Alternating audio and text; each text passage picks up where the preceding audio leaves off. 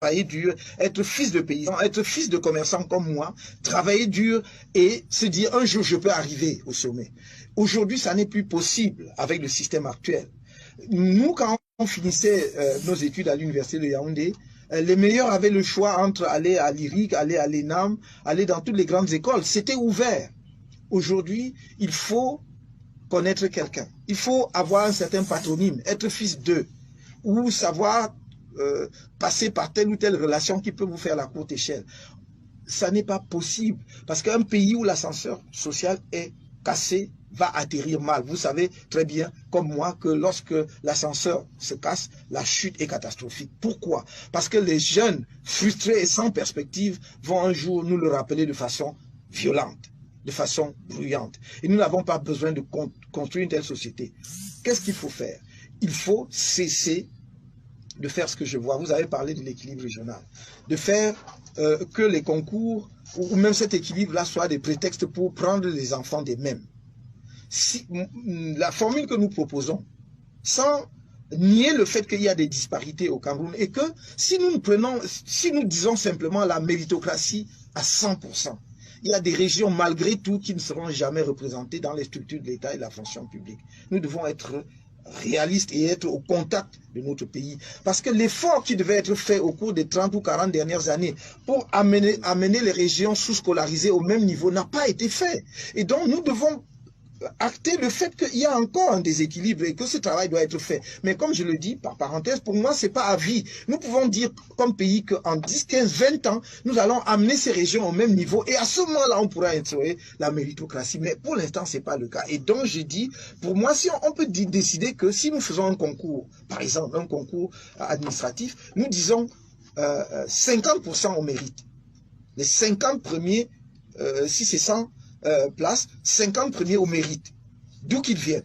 Maintenant, les 50 autres, nous essayons effectivement de prendre en compte, non seulement d'ailleurs ce déséquilibre dans le niveau d'éducation, mais également les catégories favorisées. J'ai dit, et je le répète ici, pour moi, dans tous les concours administratifs, 5% au moins des places sont réservées aux personnes vivant avec un handicap. 5% au moins dans un premier temps. Et donc il faut que les personnes vivant avec un handicap, paralysées, aveugles et toutes sortes de handicaps puissent avoir aussi leur chance parce que ce sont des Camerounais. Ils n'ont pas demandé à être handicapés. D'ailleurs, nous sommes tous potentiellement des handicapés. Vous pouvez prendre votre véhicule et avant d'arriver chez vous, vous faites un accident, vous devenez handicapé. Donc on doit leur donner une chance.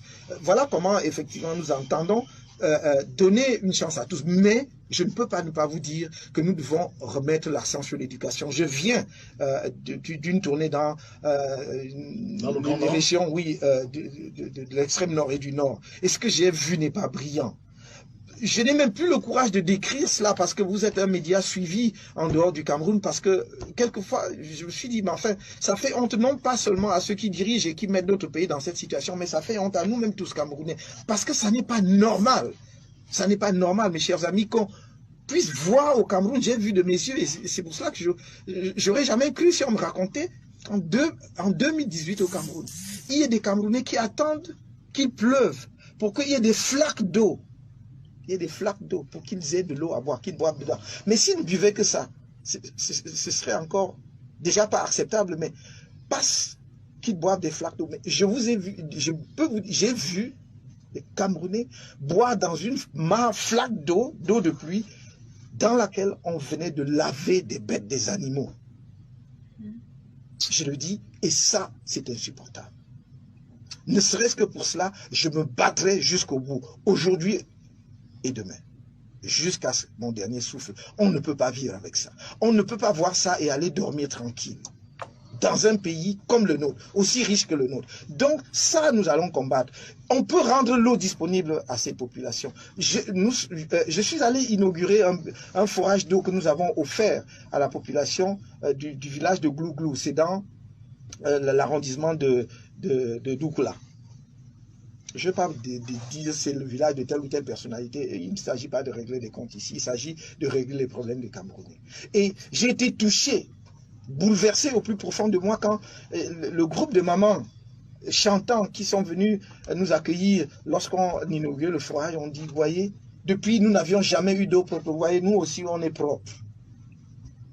C'était émouvant, vous voyez, c'est pathétique. Et donc c'est ça notre pays. Nous ne pouvons pas faire la politique en nous contentant simplement de profiter du micro que nous tend Radio Balafon. Nous devons aller sur le terrain et toucher la réalité du doigt. Et je voudrais que ceux qui prétendent diriger le Cameroun demain, à commencer par le candidat du RDPC, par le candidat, le président sortant, qu'il aille là où nous sommes allés, qu'il aille à Poli pour se rendre compte qu'il n'y a pas de route entre Poli et Garoua. Poli qui est le chef du département de Faro depuis l'indépendance, que c'est une route absolument impraticable. Pourtant, quelle merveille! Lorsque vous avez franchi cette montagne, à partir de laquelle vous descendez pour tomber dans la plaine de Policiers, à couper le souffle, vous dites que le Cameroun est beau, mais vous n'avez rien vu. C'est juste exceptionnel comme pays. Parce que si vous allez faire un parcours pédestre là-bas, tous les touristes du monde voudraient le faire parce qu'il y a une chaîne de montagnes qui, justement, vient clore cette plaine absolument incroyable au fond. Et donc, voilà notre pays aussi riche, aussi beau, mais justement qui est dans l'état dont je viens de vous parler. Donc que chacun aille voir. Et moi, je vais continuer à aller vers les Camerounais parce que c'est eux qui importent à mes yeux. Je voudrais demain, président de la République, mettre en avant tous ceux qu'on ne voit pas. Ces pauvres-là. Parce que c'est eux qui tiennent ce pays. C'est 70% des Camerounais qui se lèvent au petit matin, qui travaillent. Je peux vous dire que dans l'extrême nord, vous ne trouvez pas 1 centimètre carré qui ne soit pas cultivé, labouré. Ce sont des populations travailleuses. Mais à quoi ressemblent-elles? Elles sont complètement, j'allais dire, sous un système féodal, sous la pression, les menaces, les intimidations. Quand ils disent qu'ils votent pour le MRC ou quand ils viennent voir, écoutez seulement le dirigeant du MRC, qu'est-ce qu'on fait? On leur arrache leurs champs, on les chasse du village, on leur prend leur propriété. Je dis ici à votre micro, et si quelqu'un peut penser que bon, il peut aller, et parce que nous pouvons donner les faits, nous pouvons donner les noms. Ça, c'est la réalité dans notre pays. Et c'est pour cela que la bataille à venir sera une bataille cruciale parce que nous n'accepterons pas que l'on continue de brimer nos populations et qu'on les empêche d'exercer leur choix libre. Nous serons à leur côté, croyez-moi. Le Cameroun ne se limite pas à Yaoundé et à Douala. Le Cameroun, c'est plus vaste que ça. Le Cameroun, c'est 25 millions d'habitants. Et moi, je n'accepterai pas que l'on continue justement de maintenir des Camerounais en esclavage parce qu'on veut continuer effectivement à préserver ses privilèges. C'est cette population-là qui compte à mes yeux. Je sais ce que c'est que se lever à 4 h du matin, aller au champ. Moi, je n'ai pas découvert ça à travers la vitre de mon véhicule. Je suis fils d'un commerçant qui avait des champs, comme tout le monde à Bafoussam d'ailleurs. À Bafoussam, même les fonctionnaires ont des champs. Donc, je sais comment on se lève à 4 h du matin pour aller au champ un samedi et ne rentrer que dimanche. Je sais comment on rentre avec un régime de plantain sur la tête. Je sais comment on rentre avec un fagot de bois pour la tête, sur la tête. Et c'est pour ceux-là que je parle. Ceux qui veulent me présenter aujourd'hui comme quelqu'un peut-être qui a vécu et n'a été que ministre ne me connaissent pas, qui se donne la peine de demander qui est Kamto. Si je me suis levé pour mon peuple, et croyez-moi, personne ne me fera croire que je n'ai pas le droit de parler pour eux, de me battre pour eux, ça je le ferai jusqu'au bout. Professeur Kamto.